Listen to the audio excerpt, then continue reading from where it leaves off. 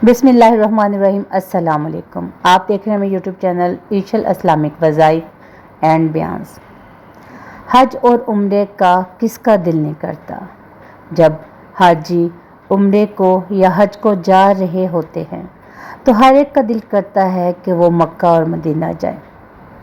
तो आज आपके लिए एक वजीफ़ा लेके आए हैं, हज और उम्रे का सवाब। जो कोई इस महीने में हर जुम्मे के दिन 4 रकत नफल पढ़े और हर रकत में अल्हम्दुलिल्लाह शरीफ के बाद 21 बार सूरत इखलास यानी कि कुल हुवल्लाहु अहद पढ़े तो अल्लाह पाक इसके वास्ते हज और उम्रे का सवाब लिखता है।